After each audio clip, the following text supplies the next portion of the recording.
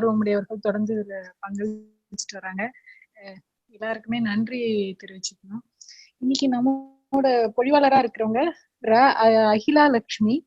இவங்க வந்து இதழியல் மற்றும் அறிவியல் தொடர்பியல் துறையில PhD பண்றாங்க மதுரை காமராஜர் பல்கலைக்கழகத்துல. இவங்க இன்னைக்கு இவங்களோட நெறியாளர் வந்து ஜே பாலசுப்ரமணியம், அவங்களும் நம்மளோட இணைஞ்சிருக்காங்க. அவங்களோட நெறியாளரை மணற்கேணியின் சார்பா வரவேற்பதுல பெருமை அடைகிறேன். இன்னைக்கு இவங்க நம்ம கிட்ட நிகழ்த்த இருக்கிற உரையோட தலைப்பு வந்து சமூக ஊடகங்களும் மக்கள் திரட்சியும். ஆக்சுவலா அவங்க ஒரிஜினலா இங்கிலீஷ்ல தான் பண்றாங்க. She is going to right, அவங்களோட தீசிஸை வந்து இங்கிலீஷ்ல தான் எழுத போறாங்க. ஸோ இங்கிலீஷ்ல அவங்க தலைப்பு வந்து சோசியல் மீடியா அண்ட் மொபிலைசேஷன், இந்த தலைப்புல தான் பண்றாங்க.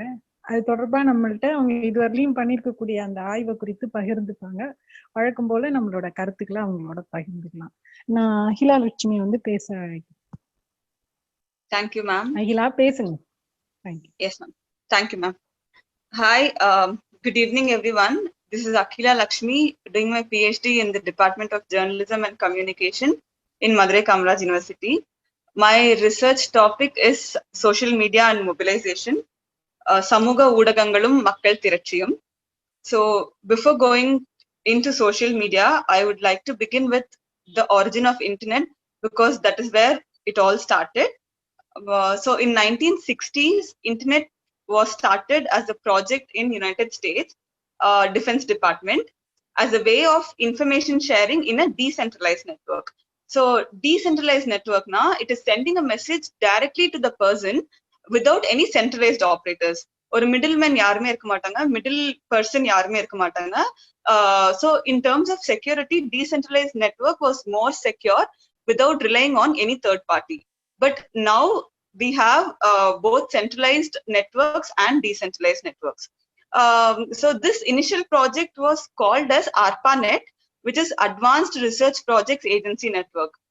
And so for the first time, communication was sent over a network connection between University of California, Los Angeles and Stanford Research Institute in the year 1969. So this was the first time computers were able to send message from one node to the other in a unique transmission way. That was தமிழ்ல வந்துருங்க. Okay. So first ரெண்டு டிகேட்ல வந்து internet வந்து it was preserved only by technological researchers and academic elites. So அப்ப வந்து main stream சொசைட்டிக்கு வரல first 2 டிகேட்ஸ்க்கு. So 1990ஸ்ல தான் இது வந்து மெயின் ஸ்ட்ரீம் சொசைட்டிக்கு பொதுமக்களோட யூசேஜ்ல வந்தது. So by 1990s, United States witnessed the biggest growth in the field of internet. So it was estimated that the number of users connected to the internet was doubling every year. Like ரொம்ப பொட்டன்ஷியலா ஒரு growth இருந்ததை அவங்க பார்த்தாங்க. So இது வந்து ஒரு பெரிய பிசினஸா பார்த்ததுனால கம்பெனிஸ் வந்து இன்டர்நெட்ல வந்து ரொம்ப எக்ஸ்போனன்ஷியலா இன்வெஸ்ட் பண்ண ஸ்டார்ட் பண்ணாங்க. லைக் இதுக்கு முன்னால வேற எதுலயுமே அவ்வளவு இன்வெஸ்ட் பண்ணாம இதுல வந்து இப்போ வந்து நிறைய இன்வெஸ்ட் பண்ண ஆரம்பிச்சாங்க. ஸோ இந்த early 2000s when Web 2.0 began, Web 2.0 na onnu like we can send and receive messages in the same way, like this chat messages எல்லாம். அதுக்கு முன்னால வந்து it was only mail, like once நம்ம அனுப்புவோம் அதுக்கப்புறம் அவங்க ரிப்ளை பண்ணுவாங்க. ஸோ இப்போ வந்து அப்படியே ஆன்லைன் சாட் எல்லாம் Web 2.0 அப்படின்னு சொல்லுவோம். So this began in early 2000s. So information இப்போதான் information disseminated through centralized services. So இந்த centralized services எல்லாம் யாரு ப்ரொவைட் பண்ணாங்கன்னா பிக் கம்பெனிஸ் ப்ரொவைட் பண்ணாங்க. ஸோ அப்போதான் இந்த கார்பரேட்ஸ் வந்து உள்ள வர ஆரம்பிச்சாங்க. So the big companies were Google, Amazon, Facebook and Microsoft.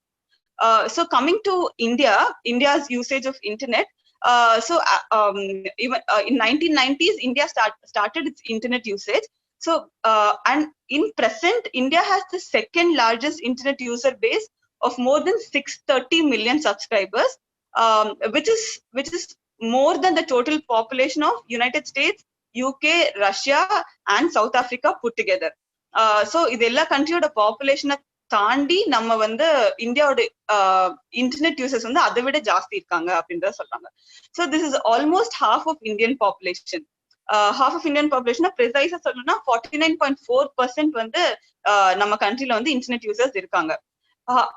but still we should also notice that this is not I mean there is still more than half the population that cannot access internet.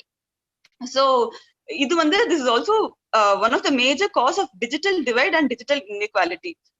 Especially இப்போ நம்ம பேண்டமிக்ல இருக்கிற time எல்லாம் like நம்ம everyday activities, நம்ம day to day activities, it revolves around the internet இல்லையா, on everything revolves around online. Like இப்போ நம்ம ஆன்லைன்ல இல்ல அப்படின்னா we pretty much miss out on everything, from working to education, to booking everything, booking gas ஓ இல்ல ticket ஓ எதுவா இருந்தாலுமே நமக்கு வந்து இன்டர்நெட்ன்றது ஒரு தேவையா இருக்கு. So so the use of internet and digital devices has increased largely in all spaces. Especially in the last 10 years நம்ம எல்லா இடத்துலயுமே இன்டர்நெட் யூஸ் பண்ற மாதிரி தான் இருக்கு. So and internet is no more a luxury but it is a necessity அப்படின்றதுதான் சொல்றாங்க இல்ல, I mean அப்படின்றதான் ரிசர்ச்சர்ஸ் சொல்றாங்க. பட் இந்தியால பார்த்தோம்னா this equity, இந்த ஈக்குவல் ஆக்சஸ் வந்து யாருக்குமே இல்ல. லைக் ஈக்குவாலிட்டின்றதை விட இந்த ஈக்விட்டி அப்படின்றதுதான் நம்ம இங்க முக்கியமா பார்க்க வேண்டியது இருக்கு. Because there are lot of places where there is zero internet usage. இப்ப கூட தேன்மொழி மேம் சொன்ன மாதிரி நிறைய பேரால ஓகே மழைனால சில பேரால யூஸ் பண்ண முடியாம இருக்கலாம், பட் சில பேருக்கு அந்த ஆக்சஸே இல்லாம இருக்கும். Because the rates of internet is so high. So probably the government may do something to bring it to a level where everyone can access internet. And they can also, because internet is something that empowers its users equally, so that doesn't show any partiality or anything. So for that we should be able to give access to everyone. So that is the thing with the internet's origin. And next, going to data. So these days நம்ம எல்லா இடத்துலயுமே இப்போலாம் data அப்படின்றத பத்தி நிறைய கேள்விப்படுறோம். So what is data and what data does to us அப்படின்றத நம்ம சோஷியல் மீடியாவோட பார்வையில ஃபர்ஸ்ட் பார்க்கலாம்.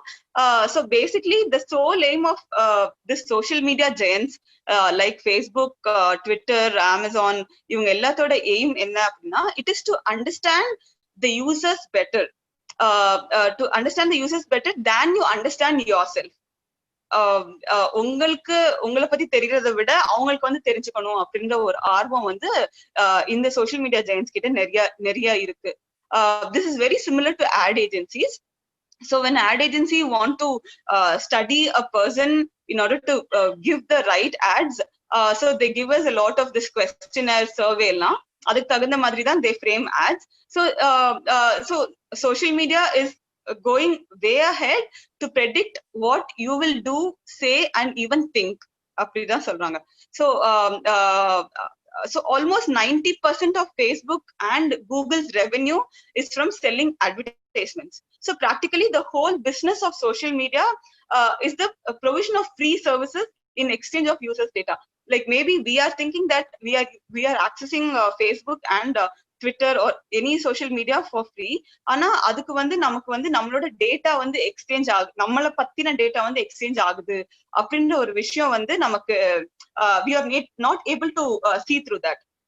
So also one important thing is Facebook has partnerships with data brokers that hold details of more than 500 million active consumers, with thousands of data point per person. Like ஒரு personோட 1000 dataவை வந்து they tend to sell.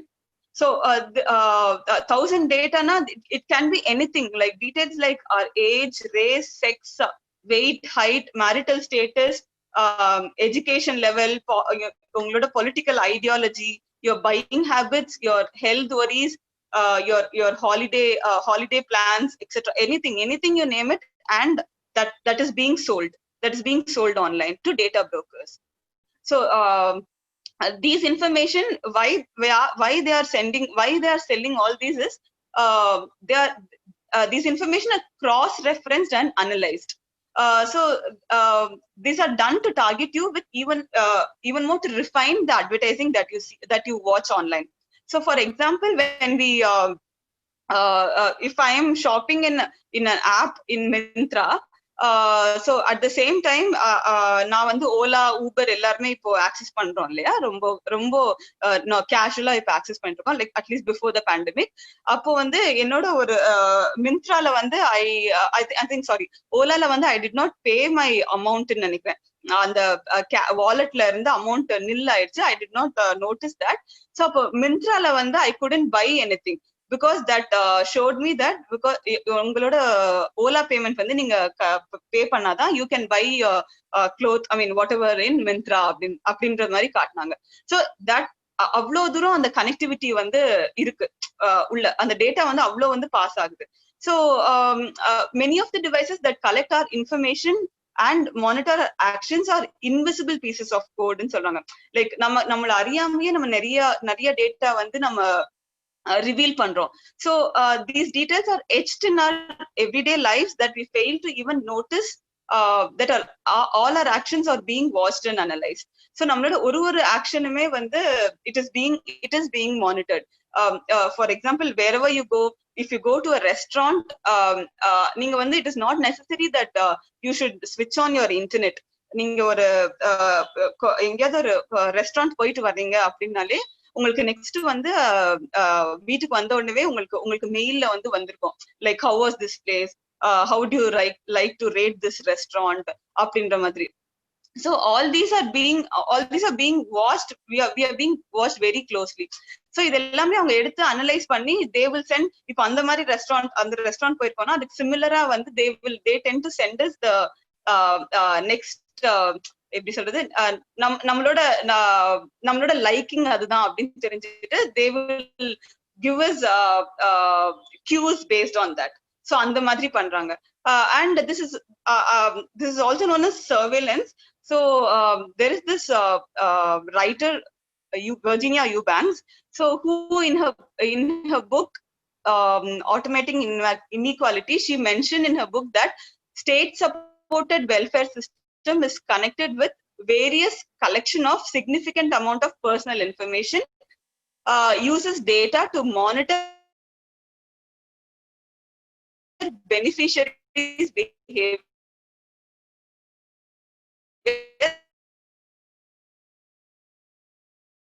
and to assess their complaint. இது welfare systems அந்த மாதிரி base பண்ணி பாக்குறோம் அப்படின்னா, நம்ம ஆதார்ல பார்த்தோம் அப்படின்னா that is where it is the unique ID. We have a unique ID and that is being connected with everything, right?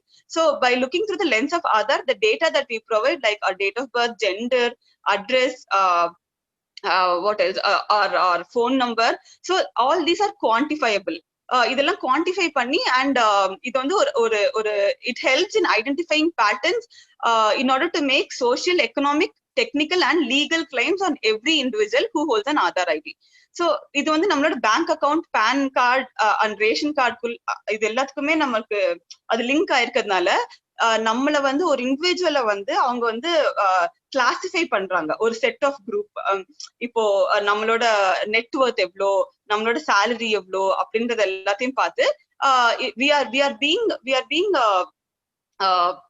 எப்படி சொல்றது, we are being grouped in ஒரு set of groupல வந்து நம்மள எக்கனாமிக் ஸ்டேட்டா வச்சு, எக்கனாமிக் நாட் ஜஸ்ட் எக்கனாமிக் ஸ்டேட்டா, even அதவே social ஸ்டேட்டா அந்த மாதிரி அவங்க நம்மள டிவைட் பண்ணி செட் பண்ணி வச்சுக்கிறாங்க. So and this in turn conveys if he has to be provided with welfare. So இதை டிபெண்ட் பண்ணி தான் வந்து நமக்கு வெல்ஃபேர் எப்படி கொடுக்கணும் அப்படின்றது எல்லாத்தையும் I mean அது எல்லாமே கனெக்ட் ஆகுது அப்படின்ற மாதிரி சொல்றாங்க. So again Virginia Eubanks thought on implementation of programs conditioning access to basic services explains the fact that technologies are not neutral and how they impact several human groups according to their gender, skin color and social class. So இவங்களோட என்ன சொல்லிருப்பாங்கன்னா, welfare வாங்குற மக்கள் வந்து அவங்க like every month some $2,000 மாதிரி வாங்குறாங்க அப்படின்னா they are being watched on how they are spending that amount. Like இது வந்து எல்லாத்துக்குமே இப்படி நடக்காது. So because they receive that welfare from the government, they are being watched very closely. So this is where she says technologies are not neutral to everyone. So they cannot, the government cannot watch someone who is earning like in millions or billions, but the person who is receiving welfare is being watched. எப்படின்னா அவங்க வந்து ஏடிஎம்ல எந்த ATM பக்கத்துல இருந்து access பண்றாங்க, if that is near to the liquor shop, or if that is near to the smoking station, or if it is near to the gambling place, இப்படி எல்லாம் அவங்க வந்து லிஸ்ட் பண்ணி these people are I mean இவங்களுக்கு வந்து நிஜமாவே இந்த welfare வந்து ப்ரொவைட் பண்ணலாமா வேணாமா அப்படின்றத வந்து அவங்க அந்த டேட்டா வந்து ரிலீஸே பண்ணிருக்காங்க அந்த ட்ராய்ன்ற ஒரு ஸ்டேட்ல. So that has become a big issue, and of course taxpayers have become offended because it is basically their money that is going as a welfare. So இதுல வந்து திரும்ப வந்து she says that this is being I mean இதுல வந்து ஒரு discrimination காட்டுறாங்க according to gender, skin colour and social class அப்படின்ற மாதிரி சொல்றாங்க. So these people go through higher burden of monitoring and tracking than advantage groups அப்படின்றதான் இங்க நம்ம பார்க்க வேண்டியது இருக்கு. So also this database collects the personal information with very few safeguards for privacy. So இது வந்து எல்லார்கிட்டயுமே இப்படிதானா அப்படின்றது வந்து we are not very sure. And இது வந்து இப்போதைக்கு நம்ம கண்ட்ரில வந்து இந்த மாதிரி எதுவும் ஆகல. But there are chances that it may also happen அப்படின்றதுதான் சொல்ல வரேன். So and next thing is, it is necessary to notice that most of the developed countries have dropped the idea of having an Aadhaar like ID, like unique ID வந்து நிறைய countries வந்து drop பண்ணிட்டாங்க in order to protect people's privacy. Even the US that have the national identification number for its citizens does not collect fingerprint or scan iris to create social security number. Because the fingerprints use பண்றது, அதுக்கப்புறம் அந்த iris scan பண்றது எல்லாமே it is associated with the criminal activity. It is believed that jail இருக்கிறவங்க thieves அவங்களதான் வந்து usually இந்த முன்ன வந்து fingerprints-உம் iris scan பண்றது எல்லாமே அவங்களுக்கு தான் பண்ணுவாங்க அப்படின்ற ஒரு இது இருக்கு. சோ இது வந்து இப்போ it is associated with criminal activity. அதனால அங்க எல்லாமே இது எல்லாத்தையுமே எடுத்துட்டாங்க. Unique this kind of unique ID அப்படின்றது வந்து இல்ல அப்படின்னு சொல்றாங்க. So taking the case with Europe, roughly in 2017, European Union has responded to information panopticon. So இப்படி வந்து full complete-ஆ வந்து நம்மள surveil பண்றது அப்படின்ற பேர் தான் panopticon அப்படின்னு சொல்றாங்க. So இதுக்கு வந்து Europe came with something called a new regulation that is called as right to an explanation. So it means that the users or citizens are entitled to know how algorithms make decisions.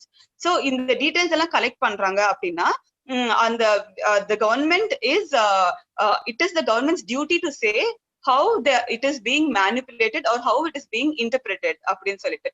But in India we are still not aware of how bad is data breaching and the consequences that we may have to face in the future. இப்போ வரைக்கும் நமக்கு அப்படி எதுவும் நடக்கல. So but we are still not sure how our data is being interpreted. So there is another example I would like to quote. This happened last year in India. In 2019, surveillance was carried out using an Israeli spyware software, Pegasus ன்னு சொல்லிட்டு. This happened through WhatsApp.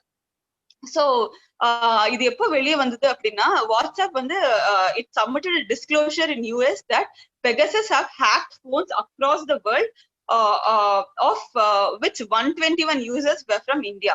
So இது Pegasus இந்த software வச்சு அந்த அது வந்து Israeli spyware, அதை வச்சு நிறைய பேரோட நம்பர்ஸ் வந்து ஹேக் பண்ணிருக்காங்க. சோ இந்த 121 யூசர்ஸ்ல இந்தியன்ஸ்ல வந்து யாரு அப்படின்னு பார்த்தோம்னா, நிறைய பேர் வந்து journalist, activist, academicians and politicians. So இந்த சாஃப்ட்வேர் இதனால ஐ மீன் இது எப்படின்னா, it need not be, they don't even have to send a link or the person has to click the link or anything. It is very simple as giving a missed call to your WhatsApp number. அவ்வளவுதான். It was as simple as that. You need not have to pick the phone call also. ஒரு mist கால் கொடுத்தாலே அந்த software போய் நம்ம போனை ஃபுல்லாவே hack பண்ணிடுது. So அது எவ்வளவு ஹேக் பண்ணிருக்கு அப்படின்னா, it hacked the target's private data including their password, calendar events, text messages, and even live voice calls from messaging apps. So for few people the அவங்களோட phone camera microphone கூட it was turned on and captured all activity in the phone's vicinity. So it was very simple as giving a missed call through WhatsApp. So இத பத்தி government of India ke WhatsApp, it was said that WhatsApp had sent a mail to Indian central government few months back, but the government did not take any action or anything. So adnala people we should be very careful about this data breaching in India, and it is said that we don't have any proper or any concrete laws for data breaching so far. So another example of this social media data generating is that in 2011, a psychologist from Cambridge University, Mr. Michael, he developed an online survey to measure respondents' personality traits. We all know that generally in the personality traits, the psychologists edukranga apindrappo, they develop a kind of questionnaire or survey method. So, but this time in 2011, he was interested in knowing whether online data might determine something important about a person's personality without the need for survey. So he wanted to try that using social media. So appo vandu avanga team vandu they set up a personality test and posted them on Facebook pola, inviting people to respond. So it was it went viral, like rumba super duper hit aichu pola, and millions of people took part in it. So it is very common, like even we do that. Personality test na adu personality test apne namak theriyadu. So we will see how will you look in another 30 years அப்படின்ற மாதிரி ஒரு சும்மா ஒரு game டைப்ல இருக்கும். what kind of partner you will get அப்படி. அதுக்கப்புறம் very recently we had this Game of Thrones series, Money Heist series எல்லாம். So எந்த Money Heist series வந்து நீங்களா இருக்கும் அப்படி சொல்லிட்டு ஒரு set of questions they will ask. So all that kind of integrate our personalities. So இது எல்லாத்தையுமே வச்சு they can analyze our data. So இந்த மாதிரி survey பண்றப்போ by cross-referencing people's survey answers against their Facebook lives likes, he was able to work out the correlation between two. So just with this correlation and everything, he created an algorithm that could determine the intimate details of millions of other users who hadn't taken the survey. So இந்த மாதிரி சிமிலரா யாரு like பண்ணிருக்காங்க, அவங்களோட likes மாத்திரம் வச்சு இது வரைக்கும் சர்வேவே எடுக்காதவங்க ஒரு மில்லியன்ஸ் ஆஃப் பீப்புளோட அவங்கள பத்தின பர்சனாலிட்டி கூட அவங்களால டீடைல்ஸ் வந்து கேதர் பண்ண முடிஞ்சதுதான் இது இந்த சர்வே, இந்த சோஷியல் மீடியா சர்வேனால. So the end goal of dataism is that each one of us can be reduced to unique, predictable and targetable data point. So that is the power of data breaching. So it is very easy. Like even if when we are mailing to a person and about something, ஒரு subject பத்தி பேசுறோம் அப்படின்னா அவங்க நமக்கு reply mail பண்ணதுக்கு அப்புறம் நம்ம திரும்ப ரிப்ளை பண்ணும்போது I'm sure everyone would have noticed. So நம்ம ரிப்ளை பண்ணும்போது அதுவே நமக்கு ப்ராம்ப்ட் பண்ணும் நம்ம என்ன ரிப்ளை பண்ணும், what based on the reply mail that we have got from the receiver and the words that we have used already. From the history of words that we have used, the Gmail would prompt us. So இதெல்லாமே நமக்கு ரொம்ப ஆச்சரியமா இருக்கும். But these are the things that we should very carefully see. So how does it happen? Do we have any harm in this? அப்படின்ற மாதிரி. So moving on to the social media movements. So I will start with okay. So social media is one of the biggest phenomenons of last decade. So last 10 years la social media da one of the biggest rise nadandirukku. So online communication in 1990s was done via instant messengers, chat rooms, news groups and all. And next was the development of blogs, wikis and social bookmarking sites. So third phase of development was Facebook, Twitter, Snapchat, Tumblr, etc. So this happened from 1990s. So social media was started to have a social interaction between humans. This was how it started, but the kind of interaction differs from context to context. So a few of the key things that social media, that people can create through social media is different forms of text, videos, images, memes, and it could be shared to millions in a very short period of time. This is one of the few of the key characteristics of social media. So and again, why are we so keen? Why are we so interested in social media? It is the participation is very easy, and connectivity, of course, and the conversation we can have, any kind of conversation we can have. There is a kind of openness, and ideologically we can get along with people, even without meeting them virtual. Even without meeting them. Face to face. So all these are again few of the key characteristics of social media.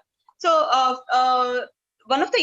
few of the important social media movements that happened globally is that first one is Occupy Wall Street.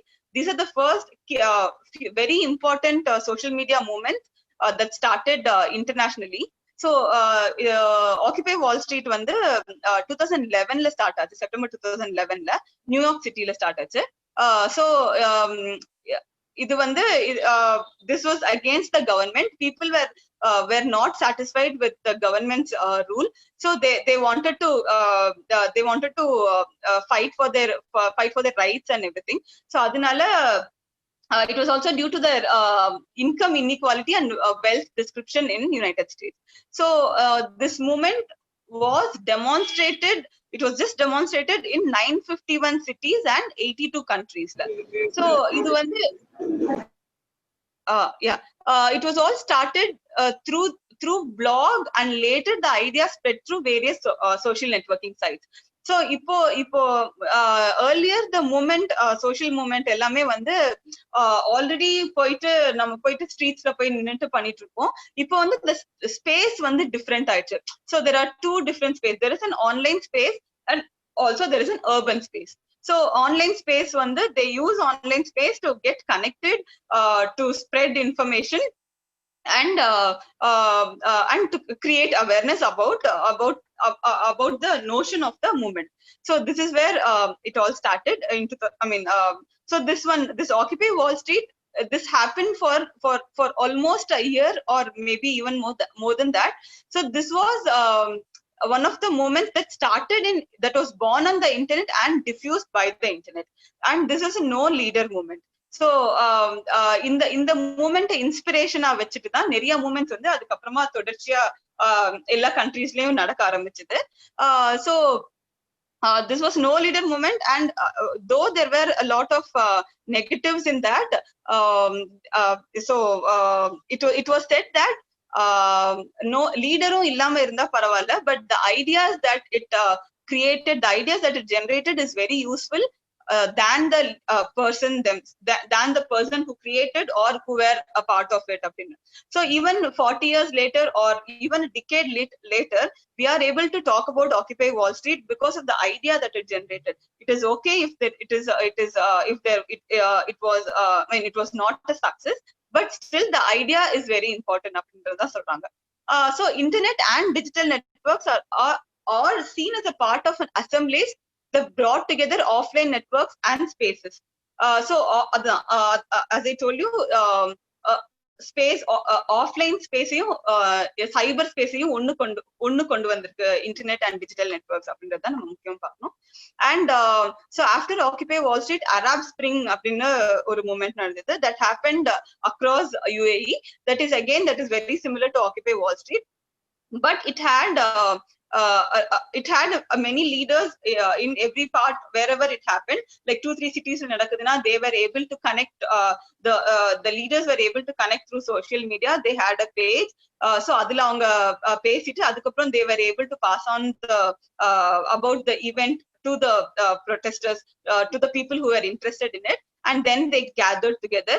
So again, Arab Spring and Arab Spring the Occupy Wall Street ku munnale nadandhathu. It also happened in 2011, and after that only Occupy Wall Street took place. So இது ரெண்டுமே இது ரெண்டும் நடந்ததுக்கு அப்புறம் தான் எல்லா இடத்துலயுமே okay. In fact ஆக்கிபை Arab spring நடக்கும்போது only 23%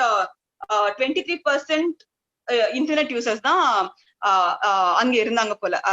I mean in the place, but still the reach was enormous, because even though அது கம்மி பேர் தான் இருந்தாங்கன்னா கூட அந்த சோஷியல் மீடியானால தான் அந்த ரீச் ரொம்ப ஜாஸ்தி இருக்கு அப்படின்ற மாதிரி சொல்றாங்க. So this is how it happened, and recently we all know this Black Lives Matter. அது எவ்வளோ சோஷியல் மீடியால ஸ்ப்ரெட் ஆகி அது வேர்ல்ட் வைட் குளோபலி எவ்வளோ இம்பாக்ட் கொடுத்தது அப்படின்றது நம்ம எல்லாருக்குமே தெரியும். And coming nationally, so Nirbhaya கேஸ்ல இருந்து லாட் ஆஃப் ஹோக்கபோரோ அப்படின்னு சொல்லிட்டு ஜாதவ்பூர் யூனிவர்சிட்டியில 2014 நடந்தது. Lot of moments that took place in social media.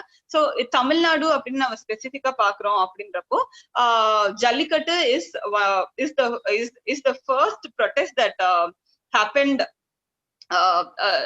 social media movement that happened. So after the arrest of 200 protesters in Alanganallur, hundreds of youngsters in Chennai gathered at Marina Beach the very next day.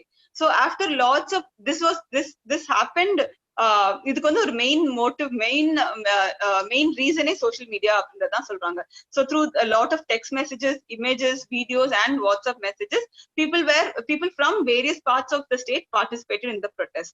So it technically became the first social media movement in the state.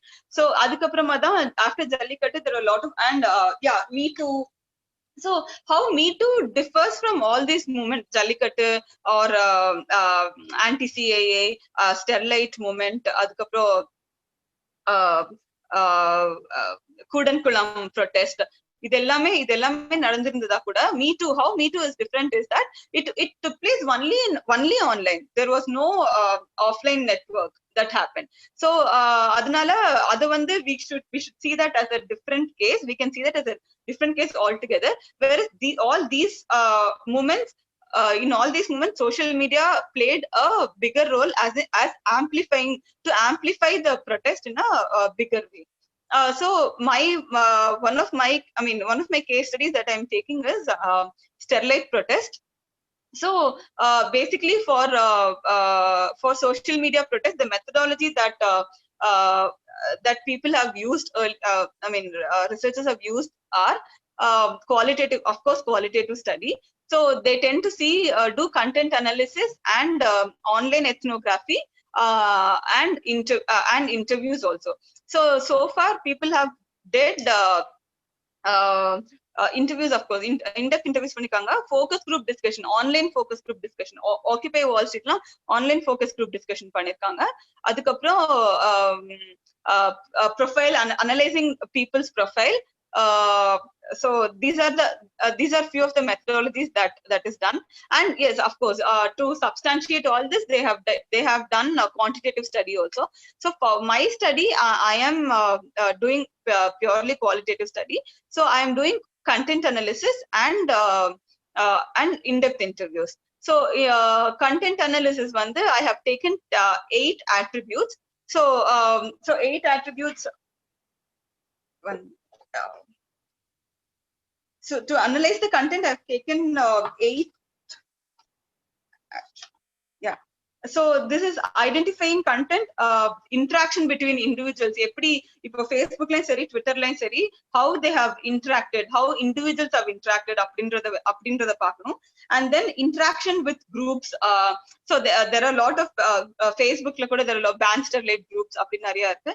Twitterலயும் அதே மாதிரி groups எல்லாம் இருக்கு. So groups and pages. So அதுல வந்து individuals எப்படி அவங்க வந்து அதுல எப்படி information pass பண்ணிருக்காங்க அப்படின்றது. So is it and also another important thing is these emojis, how they have reacted, how many people have reacted angry, how many have liked that, how many have disliked that, the kind of reactions that people have made. So அதையும் analyze பண்றேன். அதுக்கப்புறம் reporting about the protest. So content content which reports on protests that are either happening or recently happened அப்படின்றது பார்க்கணும். So and then alternative news na so news content that is produced by the protesters or the organizations that are apart from the mainstream media. Like generally அங்க இருக்கிறவங்க ஏதாவது news create பண்ணிருக்காங்களா, news கொடுத்திருக்காங்களா அப்படின்றத analyse பண்றது அதுக்கு. And then mainstream media reporting. And yeah, another thing is environment awareness. How many content has created environment awareness இந்த இவ்ளோ கண்டென்ட்ல எவ்வளவு வந்து என்விரான்மெண்ட் அவேர்னஸ் கிரியேட் பண்ணிருக்கு, அது எவ்வளவு ஷேர் ஆயிருக்கு, அதை பத்தி வீடியோஸ் இருக்கா இல்ல இமேஜஸ் தானா இல்ல are they have they generated any memes. So for all this I am doing hashtag analysis. So hashtag analysis na I'm carrying out this Facebook APA and Twitter APA. So that is application programming interface அப்படின்னு சொல்லிட்டு இது வந்து data collect பண்றதுக்கு இது use பண்றேன். And apart from that I'm using I'm doing in-depth interviews with the people who are involved in protests.